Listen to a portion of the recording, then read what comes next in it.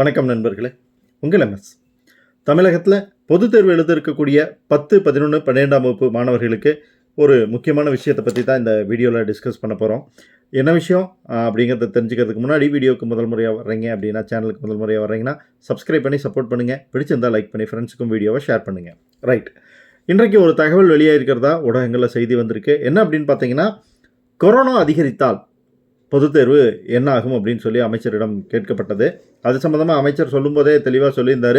இது சம்மந்தமாக முதலமைச்சர் எப்போவுமே ஆய்வுக் கூட்டம் நடத்துவார். அந்த ஆய்வுக் கூட்டத்தின் அடிப்படையில் முடிவெடுக்கப்படும். அது மட்டும் இல்லாமல் மக்கள் நல்வாழ்வுத்துறை மற்றும் மருத்துவ வல்லுநர்களோட ஆலோசனை அடிப்படையில் எந்த முடிவும் எடுக்கப்படும் அப்படின்னாரு.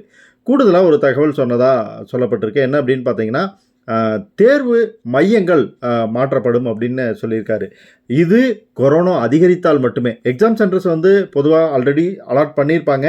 எந்தெந்த எக்ஸாம் சென்டருக்கு எவ்வளவு கொஷின் பேப்பர் அப்படிங்கிறதெல்லாம் பண்டிலாக இந்நேரம் அந்த எக்ஸாம் சென்டருக்கு அனுப்புறதுக்கான ஏற்பாடுகள் நடந்துக்கிட்டு இருக்கும். ஸோ கொரோனா ரொம்ப தீவிரமாக அதிகரித்தா மறுபடியும் அதில் மாற்றங்கள் செஞ்சு அந்த எக்ஸாம் சென்டருக்கு பேப்பரை பிரித்து அனுப்புகிற வேலையெல்லாம் மறுபடியும் செய்யணும். எக்ஸாம் பேப்பரை பிரிக்கிறது, அந்த பண்டில் பிரிக்கிறதெல்லாம் பெரிய ப்ராசஸே இருக்குது. கிளாஸ் ரூமில் ஸ்டூடெண்ட்ஸ் முன்னால் பிரிக்கணும் அப்படிங்கிற ரூல்ஸ் அண்ட் ரெகுலேஷன்ஸ் எல்லாம் இருக்கிறதுனால எக்ஸாம் சென்டர் மாற்றம் அப்படிங்கிறது உடனடியாக அமலுக்கு வந்துடாது.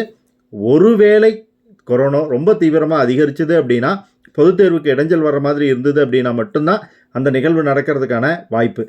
இப்போ இருக்கக்கூடிய சூழ்நிலையில் உடனடியாக கொரோனா ரொம்ப தீவிரமாக பரவறதுக்கான வாய்ப்புகள் இல்லை.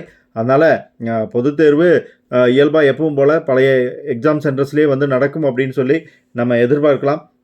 ஸோ உங்களுடைய பள்ளிகளில் நடந்தது அப்படின்னா உங்களுக்கு போயிட்டு வர்றது ஈஸி, தெரிஞ்ச இடம் அப்படிங்கிற ஒரு கன்வீனியன்ட் உண்டு.